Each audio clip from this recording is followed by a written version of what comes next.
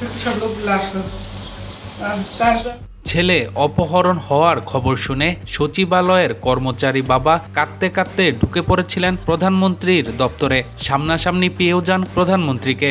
খবরটা শুনেই ফোনে সংশ্লিষ্ট পুলিশ কর্মকর্তাদের ছেলেটিকে উদ্ধারের নির্দেশ দেন প্রধানমন্ত্রী তারেক রহমান। এর 1 ঘন্টার মধ্যেই রাজধানীর খিলগাঁওয়ের একটি নির্মাণাধীন ভবন থেকে ছেলেটিকে উদ্ধার করে পুলিশ। পুলিশের রমনা বিভাগের ডিসি মাসুদ আলম ওই উদ্ধার অভিযানে যুক্ত ছিলেন। তিনি বলেন, অপহৃত ছেলেটি খিলগাঁও ন্যাশনাল ল্যাবরেটরি আইডিয়াল স্কুলে 9ম শ্রেণীতে পড়ে। দুপুর 2:30টার সময় স্কুল থেকে বের হওয়ার পর 4 থেকে 5 ব্যক্তি তাকে আটকে জোরপুকুর এলাকায় 7তলা নির্মাণাধীন ভবনে নিয়ে যায়। সেখানে তাকে মারধর করা হয়। এরপর তার বাবার ফোন নম্বর নিয়ে 50,000 টাকা চাঁদা চায় অপহরণকারীরা। টাকা না দিলে শিশুটিকে মেরে ফেলার হুমকি দেওয়া হয়।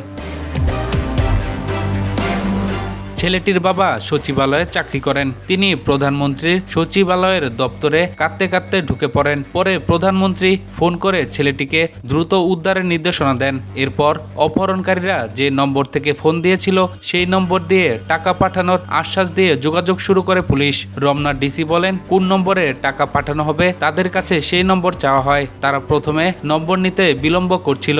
কিছুক্ষণ দর কষাকষিও চলে। এক পর্যায়ে পুলিশ তাদের অবস্থান শনাক্ত করে সংশ্লিষ্ট ভবনে গিয়ে ছেলেটিকে উদ্ধার করে। তবে পুলিশের উপস্থিতি টের পেয়ে অপহরণকারীরা পালিয়ে যায়। প্রধানমন্ত্রীর প্রেস উইং থেকে জানানো হয়, প্রধানমন্ত্রী শিশু অপহরণের খবর শুনেই দ্রুত ব্যবস্থা নিতে ফোন করে পুলিশকে নির্দেশ দেন।